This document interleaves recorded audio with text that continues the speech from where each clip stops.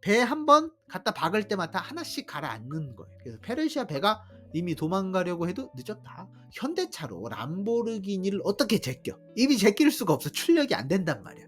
그래서 그리스가 페르시아를 유인해서 하나씩 청동참으로 말 그대로 담가버렸다.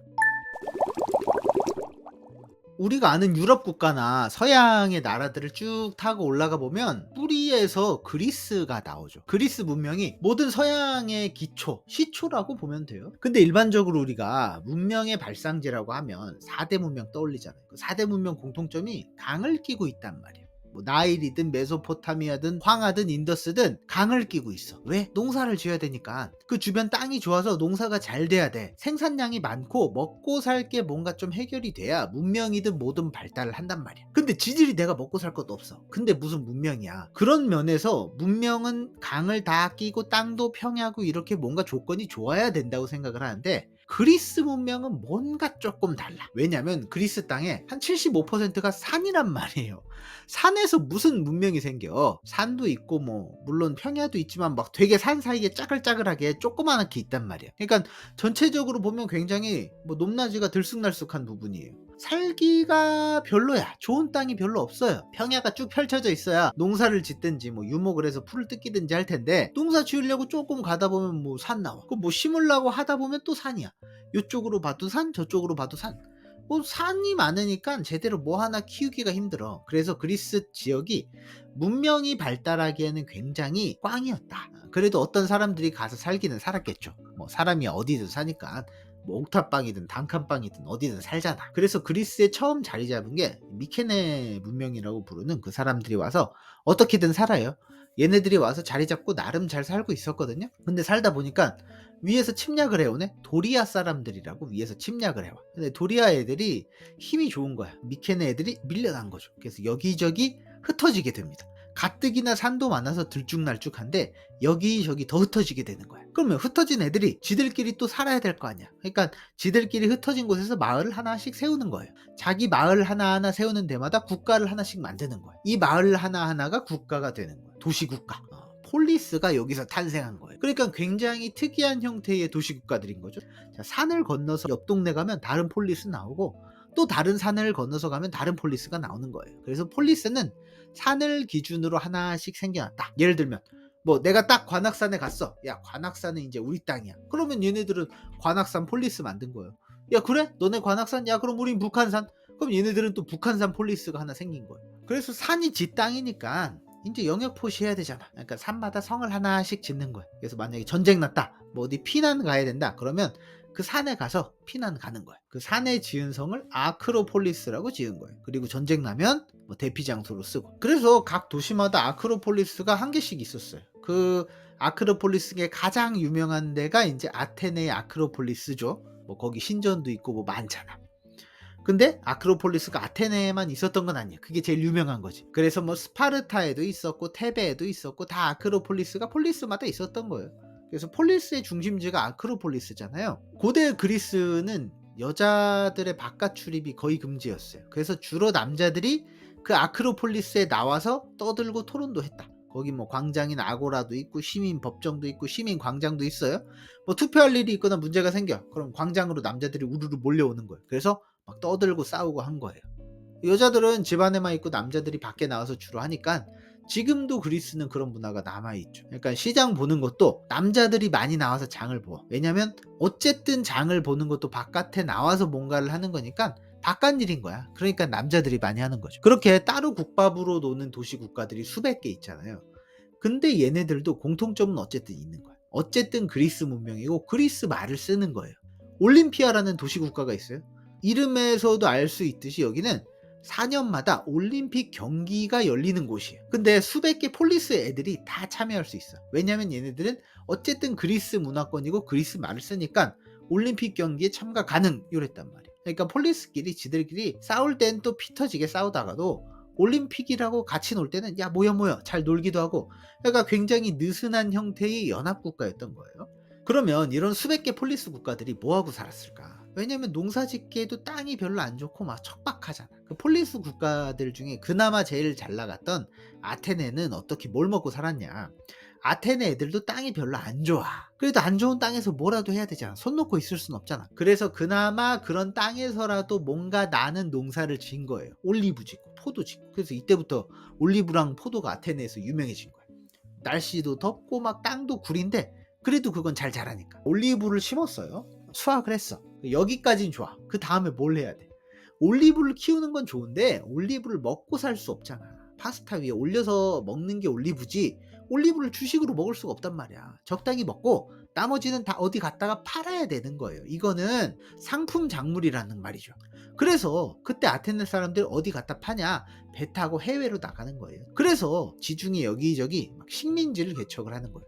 우리는 농업국가로는 이미 글렀다. 땅도 구리고 땅도 없다. 그러니까 무역국가로 가자. 그렇게 컨셉을 잡아. 그러니까 여기저기 식민지도 만들고 올리브도 팔고 포도도 팔고. 그래서 고대 그리스 문명은 바다 문명이에요. 지중해를 막 휘젓고 다니면서 무역을 해야 자기들이 먹고 살 수 있었던 거죠. 그 무역을 해서 지중해를 휘저어야 되니까 당연히 무슨 기술이 발달해요? 배 만드는 기술이 발달하는 거죠. 배 만드는 것도 주로 상선을 만드는 기술이 발달했다. 상선의 특징은 뭐예요? 물건을 잔뜩 때려 넣어야 돼. 짐을 잔뜩 때려 넣어야 되니까 튼튼하게 만들어야 돼. 그리고 짐칸이 제일 중요하죠. 당시에는 여객선이라는 개념 자체가 없었단 말이에요. 사람을 태우는 배라는 개념이 없었어요. 짐을 싣는 게 제일 중요하고 사람은 그냥 추가로 뭐 태울 수 있으면 태우고 아니면은 그런 정도? 우리가 짐을 싣기는 했는데 아직 배가 가라앉을 정도는 아니야. 야, 사람 조금 그래도 태울 수 있으니까 한 5명 정도는 태워는 드릴게. 뭐 적당히 짐 사이에서 낑겨서 타고 알아서 타고 가. 이러든가. 아니면 야, 우리가 짐을 잔뜩 실어서 사람 탈 무게가 안 나와. 야, 사람은 못 태우겠는데? 야, 너네 이번에 못 타. 다음 배 타. 나중 거 타. 그러니까 항상 사람보다는 짐이 우선이었다. 그 배 밑에 이렇게 짐을 잔뜩 실어야 되잖아요. 그러니까 가판이 점점 높아지는 거야. 높아야지 짐을 더 많이 실을 수 있잖아. 그리고 배 안으로 물이 들어오면 안 돼. 왜냐면 배 안으로 물이 들어오면 상품이 상하잖아요. 그러니까 배 주변에 막 천을 덧대. 파도 들어오지 말라고. 그래서 고대 그리스 문명은 바다를 빼놓고 생각할 수 없다. 자, 페르시아 제국이 그리스 공격했을 때도 마찬가지예요. 자, 페르시아가 공격하잖아. 육지에서 막든 바다에서 막든 어디서 막아야 되잖아. 근데 육지는 그 스파르타 애들이 그 중심으로 해서 막았단 말이에요. 근데 결국 패배했어. 그럼 어떻게 아테네 애들은 도시 자체를 버려버린 거예요. 왜? 어차피 우린 육군으로 안 돼. 바다 건너 섬으로 들어가. 그래서 페르시아 군대를 유인을 합니다. 그 유인에 상군대 몰아놓고 한 큐에 끝내버렸잖아. 왜 그렇게 싸웠냐? 그리스가 어차피 육지에서는 안 되니까 포기를 하고 우리가 잘하는 바다에서 페르시아를 막은 거예요. 근데 그렇다 해도 아무리 바다에 익숙하다고 해도 어떻게 페르시아 군대를 막았을까? 먼저 그리스 애들은 항해술이 너무 좋았어. 왜냐면 밥만 먹고 얘는 노만 젓는 애들이잖아. 그리고 최첨단 비밀병기가 있었던 거예요. 바로 3단 노선이 있었어요. 3단 노선. 이게 뭐냐면 보통 배를 옛날에 노자비들이 다 배를 끌잖아요. 그럼 보통 노자비를 아래쪽에 쭈루룩 배치를 한단 말이야. 노자비가 1층에서 배를 막 영차 하면서 겁나 쳐. 그러면 1층에만 노자비가 있으니까 그건 1단 노선이에요. 근데 영차 짓는데 위에 또 칸을 만들어서 위에도 영차 져. 그러면 칸이 2개잖아. 그러면 2단 노선. 근데 아테네는 몇 단 노선? 노자비가 1층, 2층, 3층 3단 노선이 있었던 거예요. 그러니까 1단 노선에 비하면 3단 노선은 엔진이 3배 출력이야. 현대차랑 람보르기니 차인 거예요. 뭐 출력이 비교가 안 되는 거야. 그리고 그리스 배는 그 출력 좋은 배 맨 앞에 청동으로 뾰족한 창을 붙여놨어. 그러니까 청동으로 박아버리면 상대방 배 빵꾸가 나서 가라앉는단 말이야. 그러니까 출력이 3배 강한 배잖아. 배로 밀어봐. 뭉 이렇게 하면서 상대방 배로 돌격을 해. 그래서 빵꾸를 뻥 낸단 말이야. 하나 뚫었어. 그럼 어떻게? 다시 후진. 뭉 뒤로 후진. 3배 엔진으로. 그럼 다른 배가 또 보이는 거야. 저기 또 다른 배가 있네. 다른 배 갖다 박아. 뭉 하면서 또 갖다 박는 거예요. 배 한 번 갖다 박을 때마다 하나씩 가라앉는 거예요. 그래서 페르시아 배가 이미 도망가려고 해도 늦었다. 현대차로 람보르기니를 어떻게 제껴? 이미 제낄 수가 없어. 출력이 안 된단 말이야. 그래서 그리스가 페르시아를 유인해서 하나씩 청동참으로 말 그대로 담가버렸다. 그래서 그리스 페르시아 전쟁 이후로 사회 구조가 많이 바뀌어요. 왜냐면 전쟁에서 가장 큰 공을 세운 계층이 누구? 노자비 애들이야. 노자비는 이전까지 하층민이야. 왜냐면 전쟁하는데 바깥에서는 멋있게 전쟁을 하잖아요. 뭐 죽든지 싸우든지 막 쨍쨍쨍 하면서 멋있게 싸우든 말든 하는데 자기네 해도 안 들어온 데서 어두침침하지 습하지 물 들어오지 이런 데서 노만 죽을 때까지 져야 돼. 여기서 만약에 배가 침몰하면 개죽음이잖아. 근데 그런 노자비들이 쇠 빠지게 노져서 3배 출력의 배를 져서 페르시아 배 몸빵에서 침몰시켰잖아. 그러니까 전쟁 전에는 개무시 당했단 말이야. 이런 하류 인생이었는데 전쟁 이후로는 얘네들 노자비 애들이 발언권이 세졌어. 야, 너네가 정면으로 페르시아랑 칼싸움 붙였으면 너네가 이겼을 것 같아? 야, 그게 아니야. 우리가 겁나게 쇠 빠지게 노져서 몸빵에서 이긴 거야. 안 그래? 듣고 보니 맞는 말이야. 할 말이 없는 거야. 그래서 노자비의 발언권이 세지면서 상류층과 하류층의 격차가 줄어든 게 된 거예요. 각 사람 한 표 한 표의 발언권이 똑같아졌어요. 그러면서 민주주의가 더 발달하게 되었다. 그래서 누구라도 그리스 민주주의에 해가 되는 사람이 있다. 그러면 도자기 조각의 이름을 내서 추방시킬 수 있었잖아요. 도편 추방제가 있었잖아요. 그렇게 한번 추방되면 10년 동안 못 들어오는 거예요. 그러니까 가장 간단하게 생각을 해보면 그 당시 도자기 조각의 이름이 가장 적힐 가능성이 높은 사람은 누구였을까? 우리가 생각해도 가장 유명한 사람을 그냥 적을 거 아니에요. 그래서 가장 유명한 사람이 널리 알려진 만큼 유명세도 탔지만 추방될 확률도 높았다. 그래서 그리스 페르시아 전쟁 영웅도 쫓겨나서 페르시아로 망명을 간 거예요. 그래서 부작용이 있었지만 그런 민주주의나 토론이 계속 발달하게 된 계기가 되었다. 토론이 발달하니까 철학이 발달하죠.